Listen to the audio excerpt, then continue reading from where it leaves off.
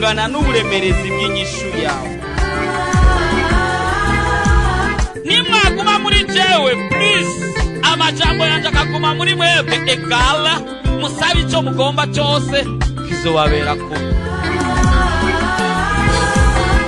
Ukeneye umwana, ukeneye kubaka, ukeneye kwishurwa ejo nk'aya mango, mu kwezi gukurikira nk'aya mango, mu mwaka uza nk'aya mango,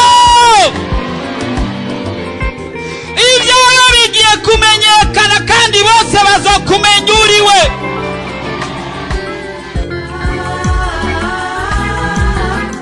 Ariko Yesu ariko arakubaza ati umugomba gukira ni mugwana.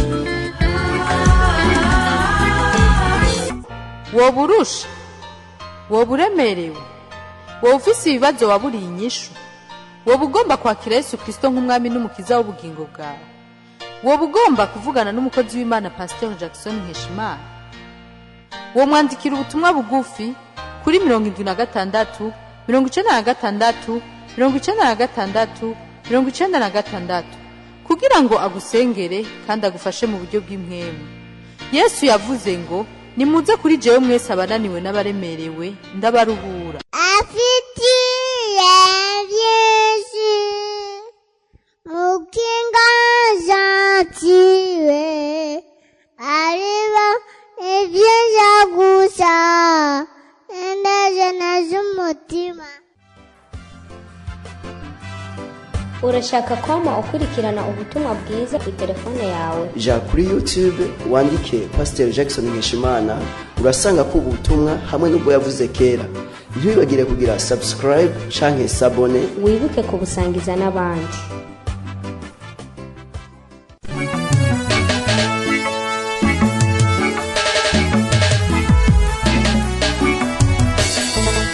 Nina rafiki yangu mzuri sana, ndafise umugenzi mwiza cyane ambaye iko tofauti na babako mdogo, atandukanye na papa we mtoya.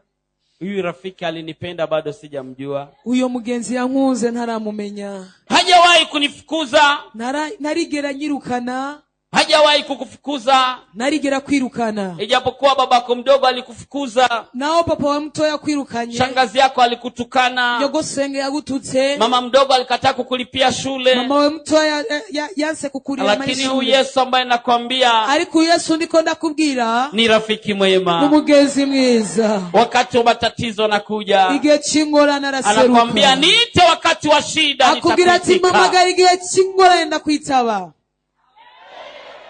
Turafise cigwa, ni cigwa citwa kwitatura n'Imana. Hari ibintu byagiye biba mu buzima, kuna vitu vilitokea maishani bituma haba matati hagati yawe n'Imana, vikasababisha panakuwa ugomvi kati yako wewe na Mungu. Hari byabaye ku buzima bwawe, kuna vile vilitokea maishani mwako, rimwe na rimwe ugasanga byakuvuyeko, mara moja unakuta vilitokeana na wewe, ahandi ugasanga ntabwo byakuvuyeko, saa nyingine unakuta vikutokeana na wewe, ariko biza gukora amatati hagati yawe n'Imana, lakini ikakuja kutengeneza shida kati yako wewe na Mungu. Uyu munsi nuku kwezi kukubera ukwezi ko kwitatura n'Imana. Siku ya leo na mwezi huyu uwe wa kutengeneza na Mungu. Habe gusubiza hamwe n'Imana. Pawe kurudiana na Mungu. Urasenga mga amatati aracarimwo. Unaomba lakini matatizo yangaliki. Uraririmba mga amatati aracarimwo. Unaimba lakini matatizo wewe na Mungu yapo. Uragerageza kwiyegereza Imana mga Imana ikubona kwa kundi. Unajaribu kujisogeza mbele za Mungu lakini Mungu anakuona vile vile. Reka dusome Yesaya igice ca mbere ku murongo wa 18. Yesaya sura ya kwanza 18. Turasoma mu izina rya Yesu. Amen. Enda nimuze kwitature nikuhora hagize. Amen. Na ibyaha byanyu byo tukura tukutuku bizokwera derere nka sheregi. Naho byo tukura nk'agahama bizeohinduka nk'ubwoya bw'intama y'umwero. Imana ihabwe icubahiro. Yesu abahezagire. Amen. Haleluya. Amen.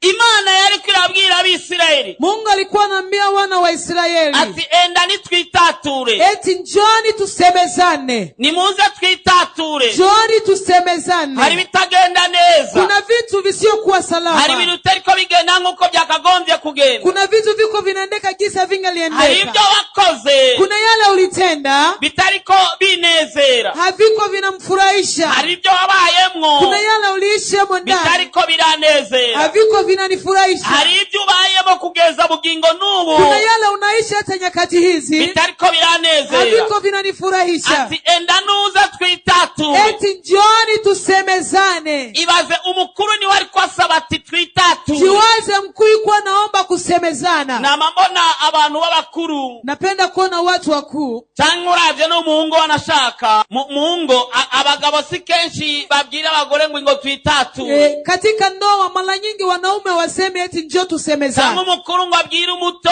abwire planton ngo twitature. Ama mkubwa ambie planton njoo tusemezane. Ariko Imana ivuze ati ndagukeneye twitature. Lakini Mungu anasema nakuhitaji ili tusemezane. Ariko bigenda neza. Kuna mambo sio kwa salama. Reka ngubwire ibintu 9. Acha nikwambie vitu 9. Bigaragaza ko Imana dusenga ikomeye. Inaonyesha kwamba Mungu tunaomba ni wa nguvu. Ushaka woza mukitatura. Ukitaka unaweza kuja mnasemezana na Mungu. Ushaka woza mukitatura. Ukitaka unaweza kuja unasemezana na Mungu. Enda kwereka icyambere. Acha nikuoneshe cha kwanza. Icyambere niwe yubaka inzu kandi niwe ashobora no kuyibomora. Cha kwanza yeye ndiye anajenga nyumba na ana mamlaka ya kubomoa. Imana niyo yubaka amazu. Mungu ndiye anajenga manyumba. Hari abantu benshi bafise amafaranga menshi. Kuna watu wengi wana mipesa ariko batarigera bubaka amazu, lakini hawajajenga manyumba. hari abafise amafaranga bubasa amazu. Kuna wale wana mipesa wamejenga manyumba ariko gatunguru cyangwa rusizi ikwira yaguwisha hasi, lakini gatunguru ama rusizi inazoa. niyo yubaka inzu. Yeye Mungu ndiye anajenga nyumba. Ninayishobora kutuma inzu iramba. Na yeye ndiye anaweza sababisha nyumba hiyo ninayishobora no kuibomora. Na yeye ndiye anaweza sababisha anaweza kuibomoa. Iyo rero ishobora kukubakira inzu. Sasa huyu anaweza kujengea nyumba. Kandi ishobora no kuibomora. Na anaweza kubomoa hiyo nyumba. Ikubwira ati ngo twitature. Jona kwambia njoo tusemezane. Irashoboye. Anaweza. Kuguha iyo nzu ukeneye. Kukupatia nyumba hii unayohitaji. Irashoboye. Anaweza. Kukubakira inzu ukeneye. Kukujengea nyumba hii unayohitaji. Ni nk'uko ishobora. Ni kama kisa anaweza. Kubomora iyo ubamwo. Kubomoa ile ambayo unaishi hapo ndani. Iyo nyene. Huyo Mungu nikubwira ati ngo twitature. Ndiye anakuambia njoo tusemezane. Wigize ibiro biteze ntacuyigira. Hamfanyi kitu. Ushatse ukayituka ntacuyigira. Ukitaka mtusi hamfanyi kitu. Ariko nikubwira ati ngo twitature. Lakini anakuambia njoo tusemezane. Unaye byawe byotukura tukutuku. Hata dhambi zako ziwe nyekundu. Ngo ndashaka ukweza ugasa na seregi yera na neje ukera. Eti naweza kukusafisha unakuwa mtakatifu. Cha kabiri. Cha pili. Niwe azigama ibisagara. Ndiye analinda mji. Buja hajuba. Pale ambapo naishi. Haja ubahe buja ubahe. Unaishi wapi? Mukati. Unaishi mukati. Vuga cyane numva. Sema sana nisikie. Urumva isoni yo kuvuga huba. Uba mukati. Unaishi mukati wapi? Niwe izigama. Ndiye analinda. Adashatse kuizigama. Kama hataki kulinda. Abaizigama babakoza kazi bure. Wanaolinda mji huyo wanafanya kazi bure. Zaburi 27 ku murongo wa mbere. Zaburi 127 mstari wa kwanza. Havuga ngo ngora yatariwe yubaka inzu abayubaka baba baruhira ubusa. Kuri takindi cha mbere. Kwa kile cha kwanza. Atariwe yubatse. Kama si ndio anajenga. Haraba maso bari ngaha. Kuna wamaso wako hapa. Baba bakoze kazi bure. Wanakuwa wanafanya kazi bure. Icya kabiri. Cha pili. Ora atariwe azigama igisagara umuteramyi abera amaso ubusa. Kama Mungu sio ndiye analinda mji, alindaye alinda bure. Niko byanditse mwabibonye namwe. Ndogi sinaandikwa. Haleluya. Amen. Nao bigenza gute? Hata ufanye aje. Uyu ashoboye kuzigama ubugingo bwawe. Huyu anaweza kulinda maisha yako. Uyu ashobora kuzigama igisagara ubamwo. Huyu anaweza kulinda mji ambao unaishi. Uyu ashobora kuzigama igisagara mama wawe wabamwo. Huyu anaweza kulinda mji ambao mama wako anaishi. Uyu ashobora kubaka inzu wewe wabamwo. Huyu anaweza kujenga nyumba ambao unaweza ishi ndani. Ni wakubwiye ati byemere uze tutitature. Yeye ndiye anakuambia kubali uje tusemezane. Niganza umugenzi ati emera witature n'Imana. Mutikise mwenzako mwambie kubali usemezane na Mungu. Icya gatatu, Cha tatu, niwe atanga umuvumo ndiye anatoa laana, kandi niwe atanga n'umugisha. tena ndiye anatoa baraka. Onyene kubwiye ngo ingo twitature, Huyo anakuambia njoo tusemezane, ashatse arakuvuma, akitaka na kulaani, ashatse araguhezagira. akitaka na kubariki. Gusubira mu Byagezwe 11:26. Matendo ya Mitume 11:26. Gusubira mu Byagezwe Kumbukumbu la Torati. Gusubira mu Byagezwe 11:26. Kumbukumbu la Torati 11:26. Havuga ngo raba uyu munsi mbashize imbere umugisha n'umuvumo. Ngo bashize imbere Eti anawatia mbele zenu umuvumo n'umugisha. laana na baraka. Ni wewe uhitamo umuvumo cyangwa ugahitamo umugisha. Wewe ndio unachagua laana ama baraka. Iyi Mana igomba ko mwitatura. Huyu Mungu anataka msemezane. Nishobora kukuvuma ugapfuhangayika nka Gahini, Yeye ndiye anaweza kulaani, unahangaika kama Kaini, cyangwa ikaguhezagira ukaba umunyamugisha nka Yabesi. ama anakubariki unakuwa na baraka kama Yabesi. Iyi rero ikubwiye ngo ingo twitature. Sasa huyu Mungu anakuambia njoo tutengeneze ama tusemezane. Uvyanse naho Ukikataa napo, irazi icyo yokora yonyine. anajua kila atakachokifanya mwenyewe. Ntacyo yambwiye ngo yo cyakora. Kunaambia kila tafanya, Mugabo niwe afise umugisha, lakini yeye ndiye ana baraka ni nawe afise umuvumo. na ndiye ana laana. Sinzi kurahura n'umuntu yahezagiwe. Sijui kwamba umeshakutana na mtu aliyebarikiwa. Sinzi kurahura n'umuntu yavumwe. Sijui kwamba umeshakutana na mtu aliyelaaniwa.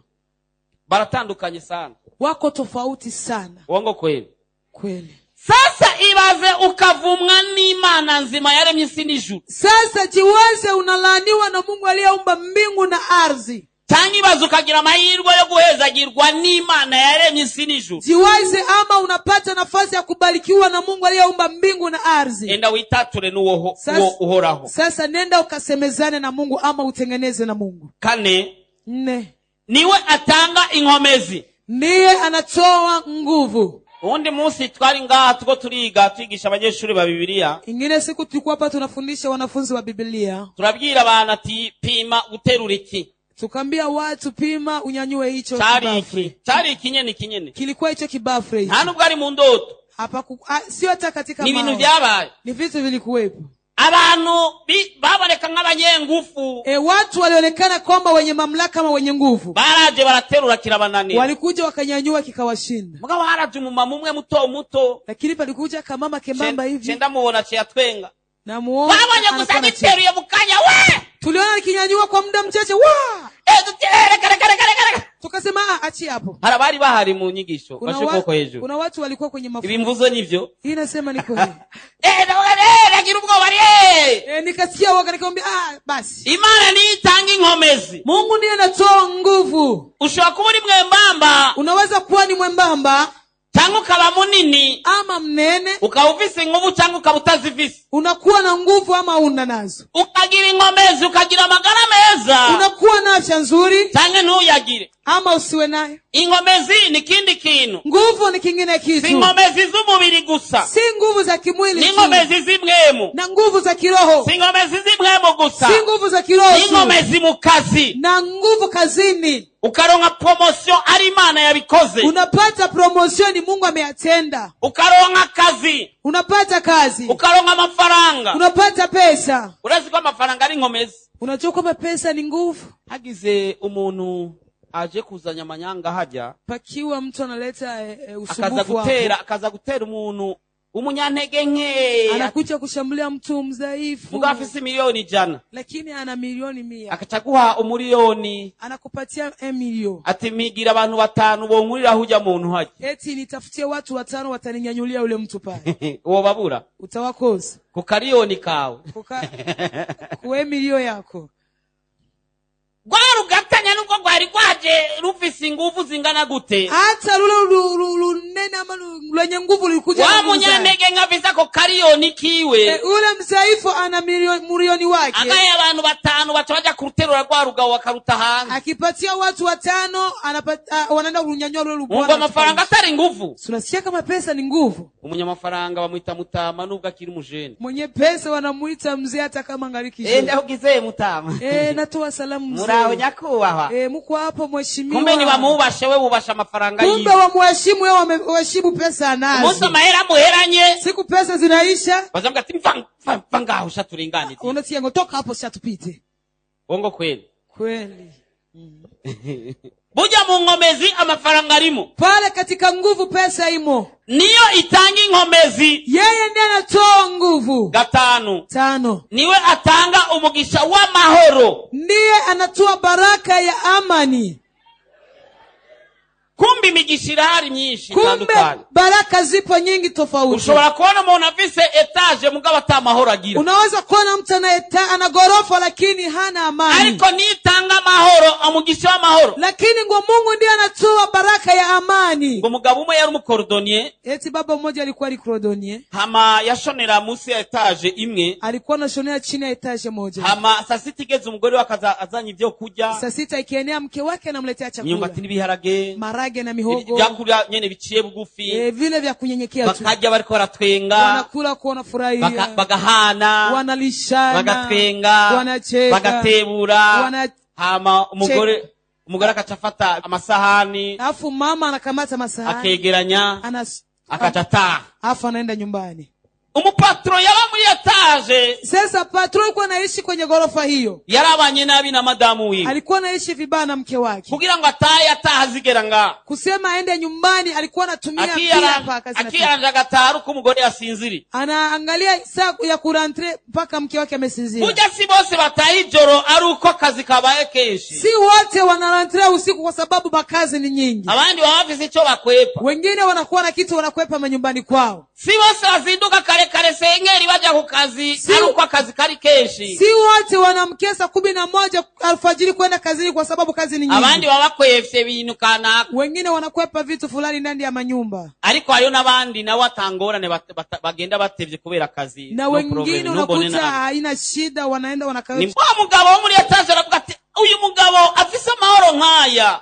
ule baba wa gorofa akasema mbona huyu baba ana amani kama hii kanda kenye ari umukordonier nkuko tena ni maskini ani cordonier kama hivi harakanu yoba afisa mahera sasa angelikuwa na pesa sasa acagenda azanigunira akaenda kaleta gunia ya mahera ya pesa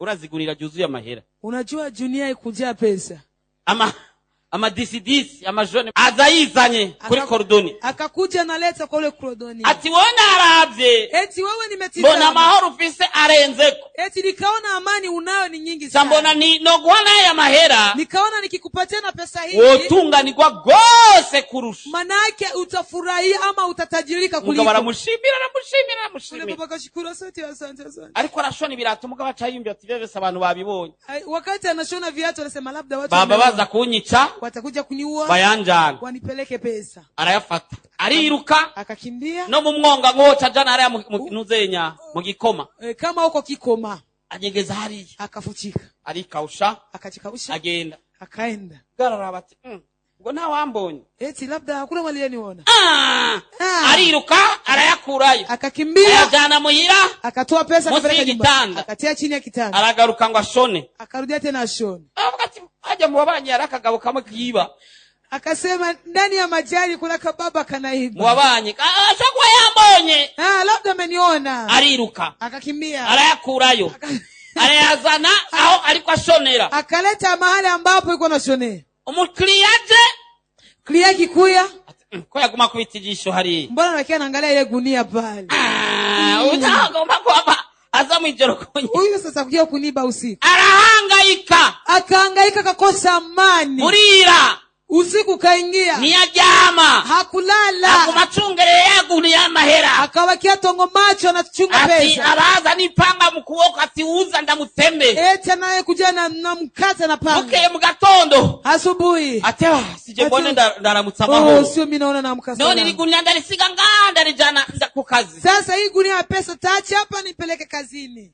Ariyumvira avuga ati mugabo ntararongera igunira ry'amahera nari ndiza amahoro. Akawaza lakini kabla sijapata gunia ya pesa nilikuwa na amani. Atariterera risubiza kuri wa mugabo atakiri gunira ryawe sha. Akarudisha ule baba eti chukua gunia lako sha. Aruci avuga ati njeno yamusubiza. Kuna mwingine anasema mimi naweza nikamrudishia. Atakiri gunira ryawe ryambujije amahoro. Eti chukua gunia yako kanikosesha amani. Imisi yose nifitiye amahoro ntagire iryo gunira ry'amahera. Kila mara nilikuwa na amani wakati sikuwa bado Ariko sikuwa na kubanda pesa. ironke narabuza amahoro. Lakini wakati napata gunia hiyo nimekosa amani. Oragiye kuguha umugisha urimo amahoro mu izina rya Yesu. Bwana nakwenda kukupa baraka ya amani katika Amen. jina la Yesu. Dusomye Zaburi ya 29 kuri 11 Tukisoma Zaburi 29:11. havuga ngo Oraho azoha abantu biwe inkomezi kakane. Oraho azoha abantu biwe umugisha w'amahoro. Amena. Amen. Oraho agiye kuguha inkomezi Bwana anakwenda kukupa nguvu. kandi agiye kuguha umugisha w'amahoro. Tena anakwenda kukupa baraka ya amani. Bigaragara ko hari imigisha yindi itagira amahoro. Ionekane kwamba kuna zingine baraka si za amani. 6 6. niwe atanga umugisha utungisha. Ndiye anatoa baraka inatajirisha. Kumbe hari umugisha mugabo udatungisha. Kumbe kuna baraka isiyotajirisha. Dusomye mu Migani 10:22 Mizali 10:12.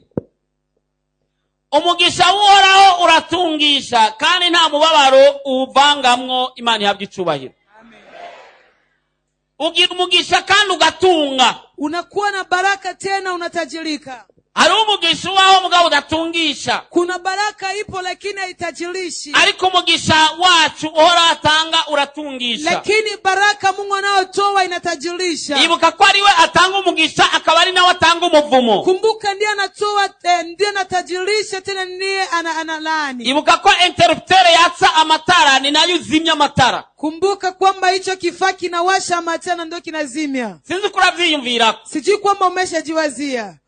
Kaja akakonaki wakisha amatara. Kale kakontake ka ambacho unawakisha. Ni nako gafise ubasha bwo kuzimya. Ndiko kana mamlaka kakuzimya. Umugisha w'Uhoraho uratungisha. Baraka za Mungu zinatajirisha. Imana rero ni iri kubwira ngo twitature. Huyo Mungu ndiye anakuambia njoo tusemezane ama tutengeneze. Kandi ni mwashobora kwitatura n'Imana birashaka kuba byiza cyane mu buzima bwawe. Tena ukishatengeneza na Mungu vitakuwa salama maisha yako. Ibyo ukeneye arashobora kuiguha ko mwitatuye. Yale ambayo unahitajika anaweza kuyakupata maana mmetengeneza. 7 Cha 7 kiragoye rero. Kiko kizito sana. Niwe aziba kandi akazibura inda. Ndiye anafunga tumbo tena anafungua tumbo. Samuel wa mbere igice ca mbere ku murongo wa 5. Ariko Hana yamuha umutigiri ungana n'iyabo kabiri kuko yamukunda. Ariko Uhoraho yari yamuzivye inda. Inde yamuzivye inda. Nani kamfunga tumbo? Inde yamuzivye inda. Kumbe Uhoraho arashaka kuziba umuntu inda. Kumbe Bwana anaweza kuziba mtu tumbo. Agateza ubugumba. Anasababisha utasa. Ukibaza ngo ni mama kabwana yabiteye. Unawaza ni makabwana imesababisha. Kumbe makabwana wa watu si nawe. Kumbe makabwana wa watu si yeye. Kumbe ni Imana yazivye inda. Kumbe ni Mungu ameziba tumbo yako. Tanguriro 20:17 kuri 20:17 avuga ngo maze Aburahamu asenga Imana akiza Abimeleki n'umwamikazi wiwe incoreke ziwe baravyara kuko Uhoraho yari yazivye inda zabo mu rugo rwa Abimeleki bose abahuye Sara umugore wa Aburahamu. Kumbe Imana yashaka kuguhora ikintu ikachiziba uwawe inda. Mungu anaweza kukufanyia kitu anaziba tumbo wa kwako. Hana nawe urazi ko Uhoraho yari yamuzivye inda. Kumbuka kwamba na Hana Mungu alikuwa shamziba tumbo. Ariko reka turabe ko Uhoraho ashaka kuzibura inda y'umuntu. Lakini hata tuangalie kwamba Mungu anaweza kuachilia tumbo ya mtu. Ibuka ko Hana Imana yamuzibuye inda. Kumbuka kwamba Hana Mungu akamfungua tumbo. Bitewe nuko Heli yamusengeye. Kutokea na gisi mkuhani Eli alimuombea. Uwo inda yiwe yazivye. Yule ambao tumbo imeziba. Uwo ivyiwe vyazivye. Yule ambao mambo yake yameziba. Uwo umurima wiwe wazivye yule shamba lake imeziba, turaza kumusengera bizibuke mu izina rya Yesu. tutakwenda kumwombea vifunguliwe katika jina la Yesu. Itanguriro 29 Mwanzo 29 31 31 havuga ngo maze Uhoraho abona yuko Leya yanswe acazibura inda yiwe, ariko Rakeli aragumbaha. Bari abagore ba Yakobo, walikuwa ni wake wa Yakobo. Imana ikiziba, Mungu akaziba inda ya Rakeli, tumbo ya Rakeli, azibura akafungua tumbo ya Leya. Murumva ko ari wabigera kabigerura. Unasikia kwamba Mungu ndiye anayatengeneza, Uyabigera kabigerura ni wakubwiye ngo ingo twitature. Huyu anayafanya vizuri ama ndiye anafanya vibaya, ndiye anasema njoo tutengeneze. Niganza ati emera kwitatura ni Imana. Utikise mwenzako mwambie kubali kutengeneza na Mungu ama kusemezana na Mungu. Tumubwira ati uvyase naho. Mwambie hivi eti ukikataa hapo Ati ntumbaze. eti usiniulize. Ninde yicaranye n'utabi umubiri? Nani aliyeketi na mtu akumwambia? Haleluya. Amen. Uhoraho arashobora gukora ibintu bishasha ku buzima bwawe. Bwana anaweza kutenda mambo mapya maishani mwako. Kuko ni wabigera kabigerura. Maana ndiye anayetengeneza kuwa mazuri ama mabaya. Ni wabihingura kabikora uko agomba. Ndiye anavitengeneza nafanya gisa anavyotaka. Nushobora kumutera kagere ngo bikunde. Huwezi kumtupilia mbali iwezekane. Nushobora kumubwira nabi ngo bikunde. Huwezi kumwambia vibaya iwezekane. Nushobora kumufindafindisha ko ngo bikunde. Huwezi kumchezesha iwezekane. Ariko agonje gukora ikintu, lakini akitaka kutenda jambo analitenda. Imambo yashatse ko wumva no majambo no mose, sababu alitaka wale usikie maneno siku leo. Ngo wemere, ni kwa sababu kubali, mutunganye, mtengeneze, witature nawe, usemezane na Mungu. Amena. Amena. 8 ikiyo ni final. Hii sasa ni mwisho. Niyo ituma umuntu apfa, ni nayo ituma umuntu abaho. Ndiye anasababisha mtu anaishi ama anakufa. Araba bumvise gupfa bace batinya no kuvuga amen. Kuna watu walisikia kufa wameogopa kusema hata. Nao reka kuvuga amen hari umunsi uzopfa. Lakini hata ukatae kusema amen, siku ni siku utakufa siku yako. Haleluya. Amen. Ni ituma umuntu abaho, ndiye anasababisha mtu anaishi, ni nayo ituma umuntu apfa, na ndiye anasababisha mtu anakufa. Amena. Amen. Dusomye gusubira mu byageze 32:39 havuga ngo nuko rero mumenye yuko jewe ubwanje ari jewe Mana, kandi ko tayindi Mana ibangikanye nanje. Ni jewe n'umuntu apfa, ni jewe n'umuntu abaho. Ikindi rero ni jewe nkomeretsa ngakiza, kandi nawe ushobora kugira icyo arokora mu kuboko kwanje. Imana idufashe cyane. Amen. Iyi Mana ni ituma umuntu akomereka.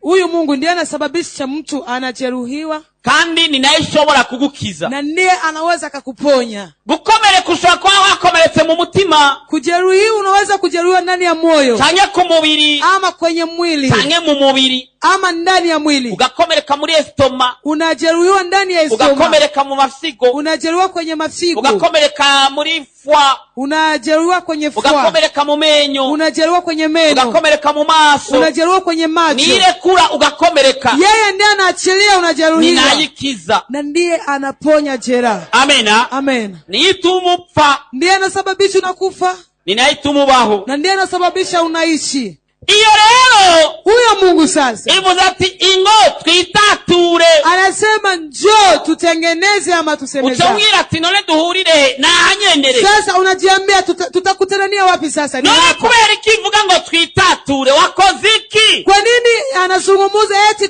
tutengeneze? Ukafanya nini? Ati none inyagiriziki. Mutikise mwenzako mwambie sasa ananishtumu nini? Munyiganza tubwo sio wavyonza karere. Mutikise mwenzako mwambie wewe sio njoo uliharibisha mazingira. Imamvu igomba ko mwitatura niyihe? Sababu anahitaji mtengeneze ni sababu gani? Hari ibyo wakoze, kuna yale ulitenda, hari n'ibyo igomba gukora, kuna yale anataka utende. Kuko yazi, maana anafahamu ubuzima bwawe bwose, maisha yako yote. Yaragukunze, amekupenda utaramukunda, kabla hujampenda. Yarakwiyumvisemwo, amekujiwazia utaramumenya, bado hujamfahamu. Yaraguhamagaye, amekuita utayizi, bado hujamfahamu. Yaranditse izina ryawe mu kiganza cyiwe.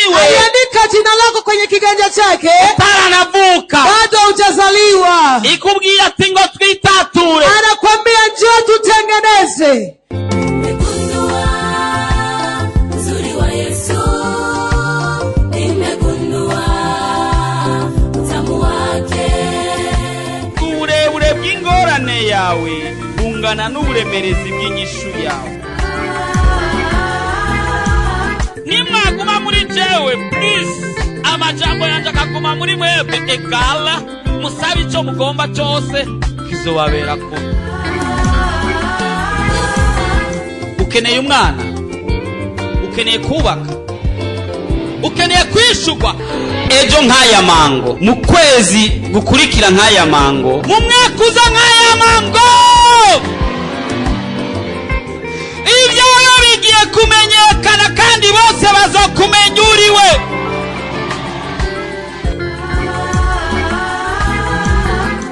Ariko Yesu ariko arakubaza ati umugomba gukira ni mugwana.